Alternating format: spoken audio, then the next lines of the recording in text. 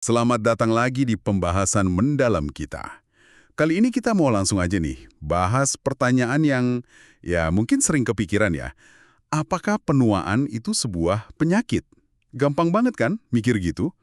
Lutut mulai sakit, badan rasanya cepet capek, terus tahu-tahu ada aja penyakit kronis yang muncul. Iya, pandangan itu kayaknya udah umum banget ya di masyarakat, bahkan mungkin di kalangan medis sekalipun. Statistik juga seolah-olah mendukung kan, makin tua, makin banyak penyakit kronis. Jadi ya, menua ya sakit. Tapi, gimana kalau pandangan ini keliru? Atau paling nggak sepenuhnya benar gitu? Nah, ini yang mau kita gali hari ini. Sumber kita, bab 4 dari buku The Lazarus Strategy. Penulisnya Dr. Norman Lazarus. Beliau ini dokter, ilmuwan, usianya udah 80-an, dan puluhan tahun neliti soal penuaan sehat. Misi kita sekarang, ngebongkar argumen Dr. Lazarus ini. Argumennya cukup menantang pandangan umum tadi. Oke deh, mari kita bedah bareng-bareng. Yang menarik banget di sini tuh, Dr. Lazarus di bab 4 ini argumennya bukan sekedar opini loh ya, tapi benar-benar dari data, dari riset fisiologi bertahun-tahun.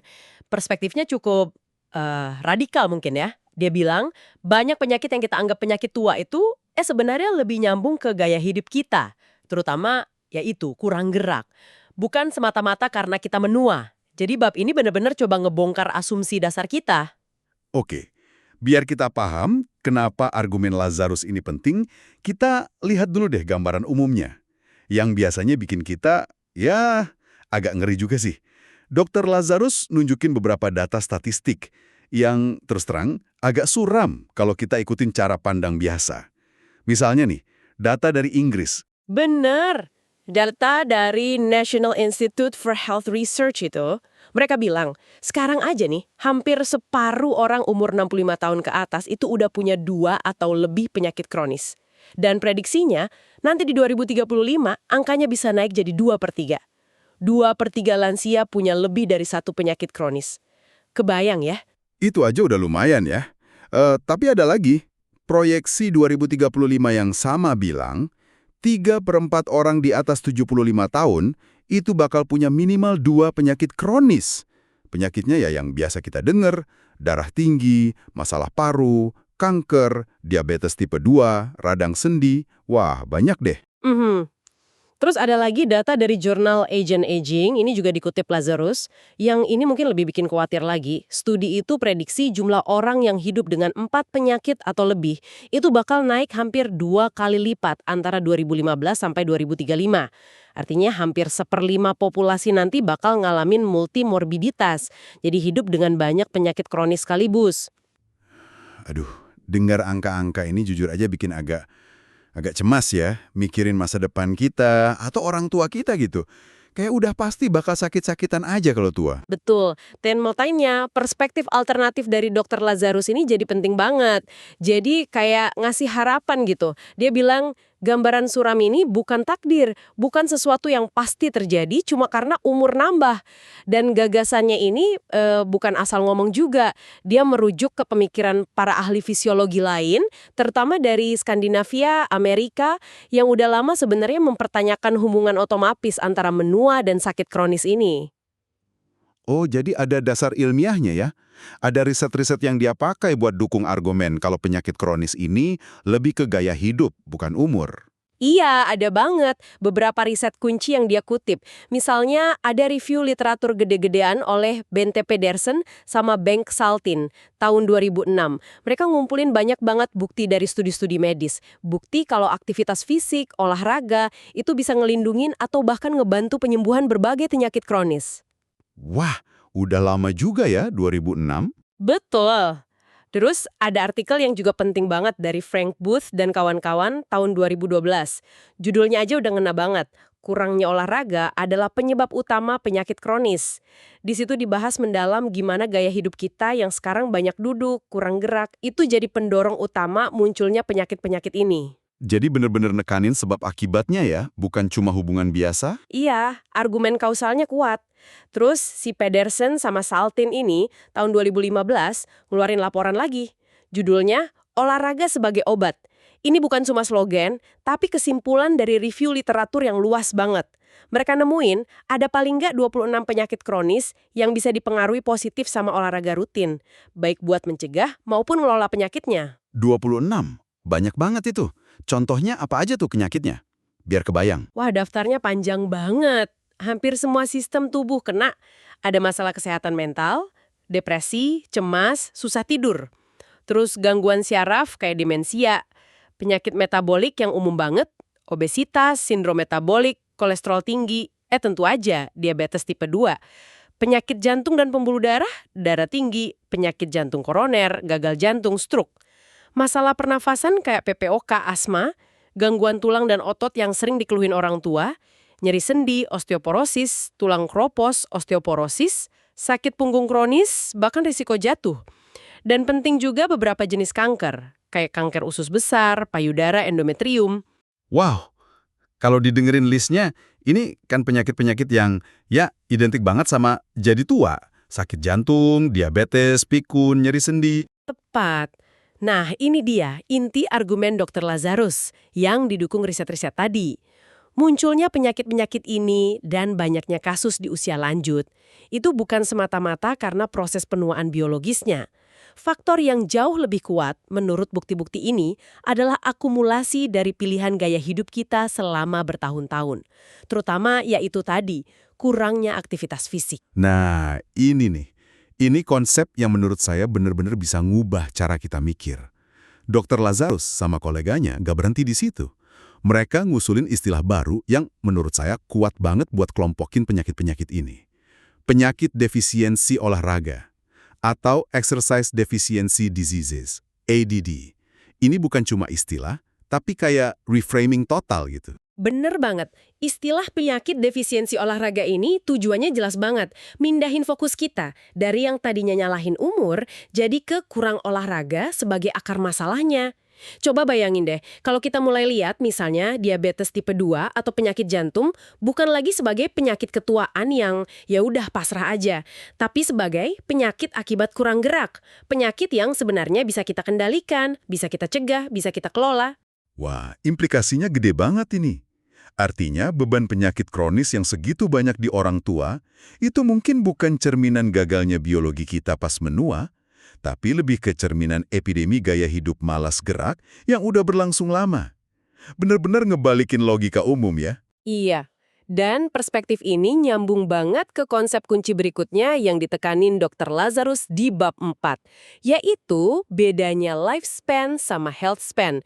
Lifespan itu kan ya umur harapan hidup kita, berapa lama kita hidup. Kalau health span itu masa hidup kita yang dihabiskan dalam kondisi sehat, aktif, mandiri, bebas dari penyakit kronis yang parah. Kita sering dengar kan kabar bagus, lifespan manusia makin panjang karena kedokteran maju, sanitasi bagus. Tapi pertanyaannya, apakah health span kita ikut naik? Apakah kita hidup lebih lama dan lebih sehat? Nah, itu dia dilemanya yang disorot banget sama Dr. Lazarus. Ada risiko gede banget health span kita malah ketinggalan jauh sama lifespan. Hasilnya, ya mungkin kita hidup sampai umur 80-90. Tapi 10-20 tahun terakhir isinya sakit-sakitan, bergantung sama banyak obat yang seringnya cuma ngontrol gejala, bukan nyembuhin akar masalahnya. Istilahnya polifarmasi non-kuratif. Jadi, Dr. Lazarus kayak ngasih kita pilihan ya. Pilihan yang cukup tegas gitu soal masa tua kita nanti. Tegas banget. Pilihannya kata dia jelas. Mau nerima skenario hidup lama tapi kualitas hidup anjlok di akhir-akhir, penuh derita karena penyakit kronis yang ditahan obat, atau kita mau proaktif, milih gaya hidup olahraga, makan sehat jadi utamanya yang bikin health span kita juga ikut panjang seiring umur nambah. Ini pertanyaan penting banget buat kita semua renungin. Tujuan kita cuma panjang umur aja, atau panjang umur dengan kualitas hidup bagus, sehat, aktif, mandiri. Pemikiran soal health span ini nyambung juga ya ke kritik tajam Dr. Lazarus soal cara riset penuaan biasanya dilakuin. Dia nunjukin ada masalah serius di pemilihan subjek risetnya. Katanya, sering banget studi penuaan itu pakai partisipan lansia yang ya mungkin belum didiagnosis penyakit apa-apa, jadi dianggap nggak sakit. Tapi gaya hidupnya nggak aktif, cenderung overweight, pokoknya masuk kategori yang dia sebut tidak sakit tapi tidak sehat. Dan ini menurut Lazarus kelemahan fatal. Kenapa? Karena kalau kita neliti orang yang fungsi tubuhnya udah mulai keganggu gara-gara gaya hidup buruk bertahun-tahun, kurang gerak, makan sembarangan, data yang didapat mungkin nggak benar-benar nunjukin proses penuaan biologis yang sehat. Malah, datanya lebih mungkin ngegambarin tahap awal dari perkembangan si penyakit defisiensi olahraga tadi. Jadi, artinya apa dong ini? Implikasinya bisa gede banget ya. Berarti konsep kita soal penuaan normal atau perubahan fisik karena umur, itu bisa jadi udah bias. Udah kecampur sama data orang yang sebenarnya lagi proses menuju sakit gara-gara gaya hidupnya. Bukan murni karena tua. Bener. Ini benar-benar nantang dasar pemahaman kita soal penuaan. Kritik ini dia lanjutin juga ke arah pendekatan farmasi penggunaan obat-obatan buat masalah kesehatan terkait usia. Dr. Lazarus pakai contoh obat statin, yang banyak banget dipakai buat ngontrol kolesterol, cegah penyakit jantung.